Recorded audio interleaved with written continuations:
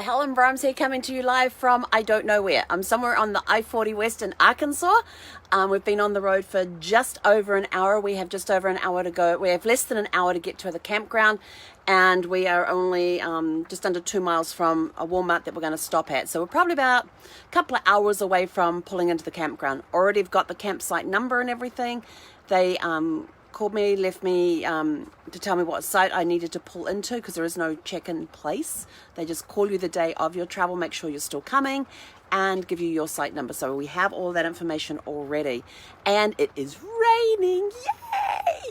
So it made me think of today's challenges, and the mindset and the business are kind of put in together, because the mindset's all about expecting the unexpected, and the business is about curveballs. So in life and in business, we get thrown curveballs. We get the unexpected. It's always, and I always tell my clients when they would go traveling and stuff, I would always say to them, they go, "Oh, this is going to be the perfect trip." I says, "Whoa, whoa, whoa."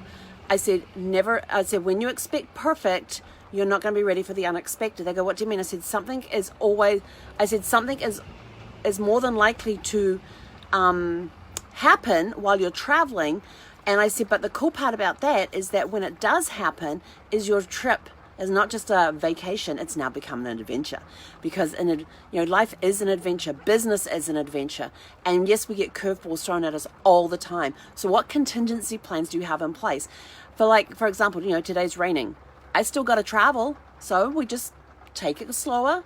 We're just a little more careful. We keep the distances a little further apart, although I'm always doing under the speed limit anyway, so I always have plenty of space around me, except for when I get traffic backed up behind me, because there's so much traffic going past me on the other lane.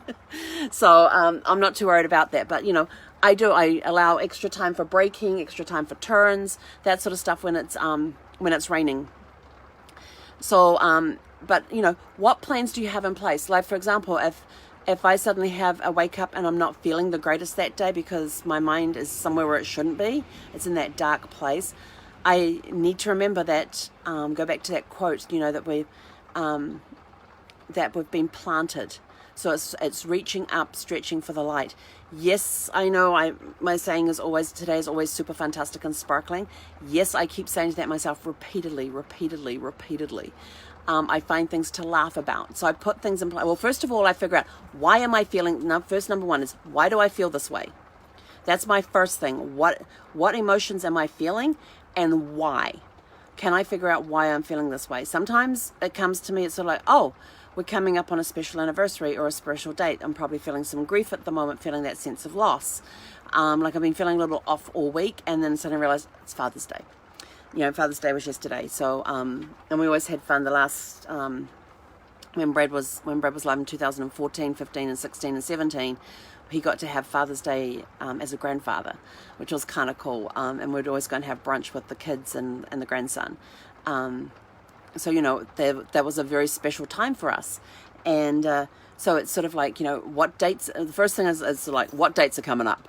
What dates do I have to be aware of? Is it his birthday coming up? Is it our anniversary? Is it Father's Day? Is it, is it one major holiday? Is it our yes day? What day is coming up? Why am I feeling so off? And then if it's not anything to do with that, yes, it could still be grief. But what the heck? Sorry, I can't turn the camera around quick enough. There's a car that just went past, and it looked like it was dragging something on the ground, and it kind of looked like one of those towing dollies you see on the back of an RV. But he's got this really long bar that was out a lot further than it should be, and he had a box on it which was almost dragging on the ground. It sort of looked like a little dangerous. But anyway, why am I feeling that? So it's sort of like, what are the emotions I'm feeling? Why am I feeling them? I allow myself to feel them, and because I give myself permission to feel my emotions and to express them and to allow them to happen.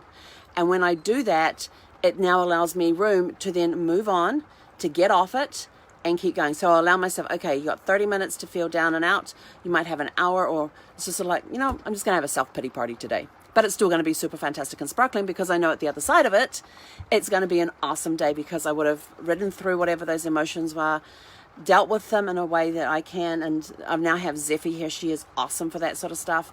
She just comes up to me and whines and puts her paw on my knee or on my arm, depending on where I'm sitting, or she'll come and sit next to me and just lean against me. And it's just amazing when you get those feelings from her, about how quickly your mood can lift. And then it's all about laughter. It's finding those funny things, finding those funny videos, going and watching them. Journaling. Oh my gosh, journaling. I don't even know what I'm thinking. Journaling helps me hugely, because when I'm expressing emotions and stuff, is I write them into my journal and everything else, but I do not go back, and this is the key, I don't go back and read what I've written. So I will express all those emotions and everything down, but I don't go back and read what I've written till 3 days later. So I let it percolate. Then I go back 3 days later and write my journal thing for that day. And then I go back and look at what I wrote 3 days ago. And now I write how I feel about what I read. And it's amazing how it helps you process those emotions and process that cycle and everything else. So it's what can you do to get off it, get back to your super fantastic sparkling self. Then in business, it's what contingency plans do you have in place? Yes, you have your processes in place. You are going to have breakdowns, because when you have breakdowns, it shows that there's something wrong with the process and you need to fix it.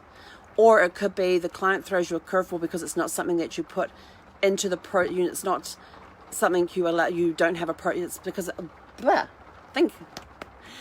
because it's not a process you have in place, because you have been lax on your processes. When you don't have processes and procedures in place, that's when stuff happens with business.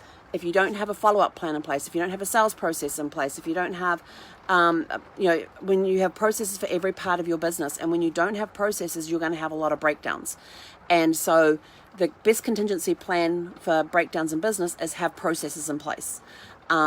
And allow for those, because it could be you've got products coming in, and it could be the shipment gets delayed. What's your process? How do you contact your clients and let them know that's happened? You can't plan for that, because that's relying on other people. But what plans do you have in place that allow you to keep in contact with your clients, let them know, hey, I'm sorry. Oh, hello, Zeffie. You want to come up and say hi? You got any business advice for people? Nope. She's more interested in what's going on out in the rest area. But it's what processes do you have in place that can help you get through whatever the breakdown is. So it's you can't predict everything that's going to happen. Like, who could predict that we were going to have a global pause? Or as everybody else is calling it, a pandemic. I'm just calling it a global pause, because that's all it is. It's a pause in time that is allowing me to get projects completed, to get things done that I've always wanted to get done, and to make plans, and like I said, start new businesses, taking advantage of the opportunities. Other people are looking, oh, it's a pandemic, what do I do? And they start panicking. Who could have planned this? So this is a good time when we're starting to come out of the pause, and things are starting to rev back up again. But what processes have you put in place during this global pause to allow you for in the future, should this happen again, what do you have in place to protect your business, to protect yourself, to protect your mindset?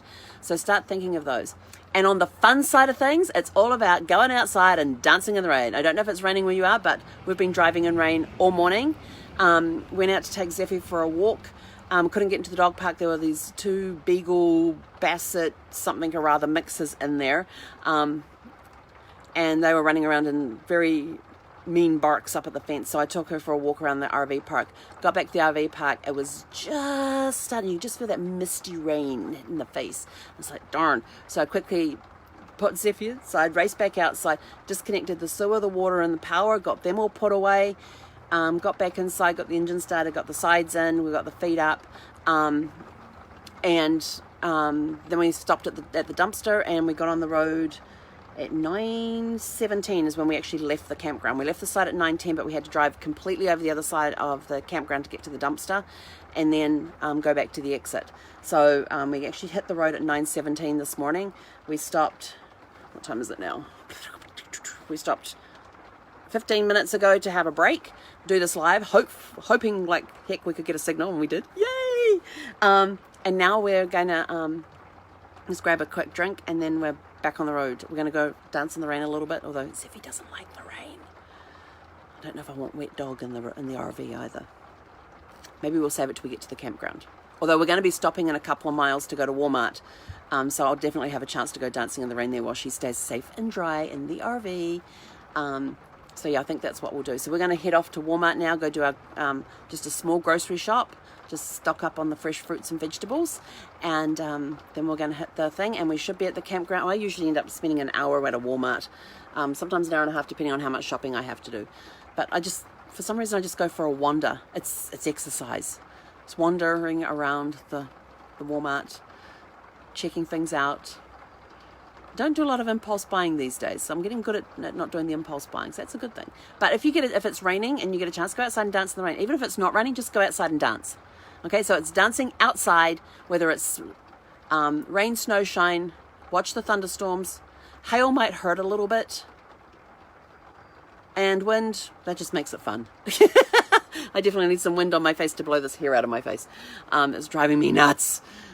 Anyway, that's it from me. Have a super fantastic sparkling day. Oh, so remember, your mindset is expect the unexpected. With your mindset, what contingency plans do you have in place to help you get off it and get back to being your super fantastic sparkling self? In business, it's what curveballs are you prepared for, and what ones do you need to prepare for? What has this time and this global pause taught you about your processes and procedures that are in place and everything else? And then on the fun side, it's get outside and just dance. I don't care if it's raining, if it's snowing, if it's sunshine, just go outside and dance in the outside.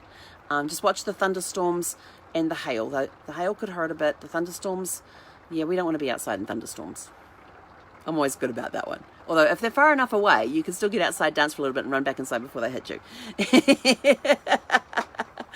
Okay, I am out of here. We are off.